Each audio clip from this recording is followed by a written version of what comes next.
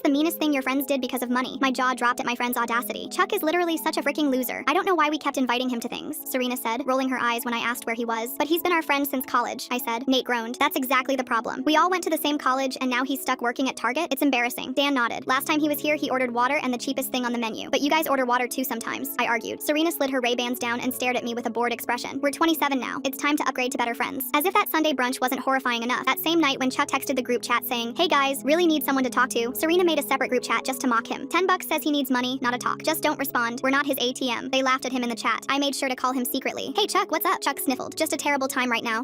My mom's test results came back from the hospital. Stage 3. My eyes widened. Okay, stay where you are. I'm headed over to your house." I spent that night at Chuck's place. We drank cheap beer and watched old comedy specials while his mom slept upstairs. Chuck didn't cry again, just kept saying, "It is what it is," every time his voice started to waver. In the morning, I texted the group chat, the one without Chuck, asking, "Hey, could you guys come over to Chuck's place? His mom's seriously sick and he could use some friends." But Serena, Nate, and Dan all made different excuses not to go there for him. "I'm busy on this presentation. I have a networking event today. Sorry, can't, need sleep." Chuck smiled, saying that it's fine, but it wasn't. Over the next few weeks, as Chuck's mom got worse, so did my friends. When Chuck posted a GoFundMe for medical bills, Serena screenshotted it in our separate chat. Called it! I knew he wanted money. She reported it as a scam. Nate saw Chuck at the grocery store and literally hid behind the cereal aisle. "I can't deal with his sob story right now." He texted us with a selfie of him crouching behind cans of Spam. Dan went further. He unfriended Chuck on everything. "I don't need that negativity in my feed," he said at brunch while showing us his vacation photos. "Besides, it's manipulative how he keeps posting about his mom. We get it. She's sick. Does he really need to bring down the mood with that? Like, let me doom scroll through hot girls in peace." Nate burst out into laughter at his comment. Serena smirked, unfriending him too. I felt sick. How could things have gotten so different since college? Chuck's mom passed that same week. I attended his funeral, sat in the front row with his coworkers. Almost 100 people came out to support, all boasting about Chuck and his mom's kindness. While our three stooges, Nate, Serena, Dan, were nowhere. "I thought they'd at least text," Chuck said quietly. But karma soon caught up with them and hit each person with a vengeance. Nate went first. Panic attack during a $1 million presentation, full breakdown, crying, hyperventilating, had to be carried out on a stretcher in front of the entire board. When he texted the group chat asking for someone to help him with his panic attack, no one responded. Serena was next. After working 22 hours straight, she sent her clients' confidential files to their competitor. Fired immediately, blacklisted. And the network of rich friends she'd been collecting? Silent. She sent voice messages crying, "I'm having a crisis and nobody will return my calls. I don't understand." Dan was last. Remember those hot girls he was doom scrolling? Well, his fiance happened to find all the DMs to those girls. She packed everything while he was at another networking event, left her ring on top of a printed screenshot of his messages. They sent desperate texts to Chuck, hoping for comfort and advice just like our college days. Chuck never responded, as he should. Thursday night, I was at Chuck's place for D&D when my phone exploded with messages. "Is Chuck there? Emergency. Tell him Serena needs him. Please, I'm having a panic attack." Serena called 3 times. I finally answered. "I need Chuck. He always knew what to say back in college. Please, I know I messed up, but he's busy," I said in the same bored expression they always used. "Busy? Doing what? Working at Target?" She laughed bitterly. "Look, I'll pay him to talk to me. How much does he want?" I looked at Chuck across the table, laughing with his D&D group. The IT guy who drove him to chemo appointments, the teacher who brought groceries, the mechanic who helped with funeral costs. Real friends. "He doesn't want your money," I said. "All he wanted from you was to ask if he was okay, and you couldn't even give him that." I hung up the phone. My phone buzzed again. This time, I dropped my phone in the toilet to keep it off for good, and Chuck flushed it.